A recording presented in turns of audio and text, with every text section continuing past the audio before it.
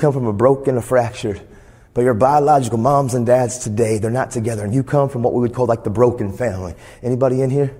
Yeah, man, I come from a broken family too. See, I'm from Indiana. All you need to know about Indiana, there's a lot of corn there, and more corn, and corn. But I'm from Indiana, and I come from a family of 4. And it was mom, dad, sister, and me. And my dad, he was my rock star, my icon, my hero as I was growing up.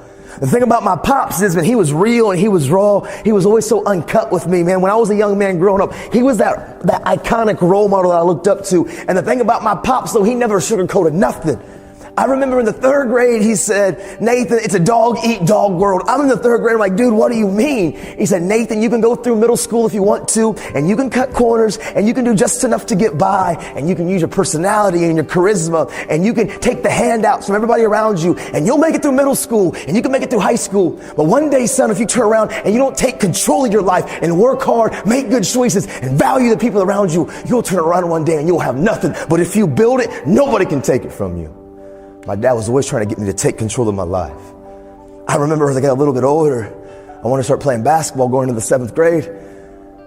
Now, we're called the Hoosiers in Indiana. It's a really weird freaking name. And I guess we're good at basketball, but we're not because we never won anything in my entire life. But I was like, Dad, I want to hoop. I don't know why. It was a bad choice. It's like, I'm very vertically challenged. I'm 5'7"-ish. The bun's like 6 foot. It's why it's there.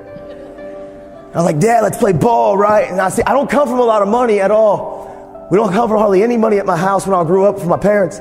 But my grandparents, they were kind enough and they were going to pour this piece of concrete. And they poured this piece of concrete, and my dad got a telephone pole and he stuck the telephone pole on the ground. And we didn't have a nice Gorilla Glass backboard. We had some old busted down jankety rim. Jankety's the word. And I walk out there on the court with my dad, and I'm excited. It's my icon. I'm playing on a basketball court that I never thought that I was ever going to get. And my dad said, son, you're supposed to put the ball in the goal. I'm like, yeah, dude, I know that. He said, my job, I'm going to stop you. Okay, I don't think I quite registered, but I get the ball. I'm excited. He's my role model, my hero. And we check up, and I shoot, and my dad goes, yeah. And I want to believe he didn't do it on purpose. The ball went, bah. I said, dang. I'm in the 7th grade. You're a grown man, dude. I don't pick up the ball and shoot it again. And my dad, yeah, dude, my dad beat the brakes off of me. Like, I didn't watch that dumb ball go into that dumb goal not one time. And after 2 hours of my dad demoralizing me, like I walked up the court like I was on meltdown mode. Some of you cried, but you cried ugly too when you were a kid. But my mom was watching the whole time, and mom came out the house. Yes, she did. And she said, Tim, why wouldn't you let your son make 1 bucket? I'm like, yeah, I just had 1 bucket, man. Like I was melting down. But still to this day, I will never forget what my father said to me.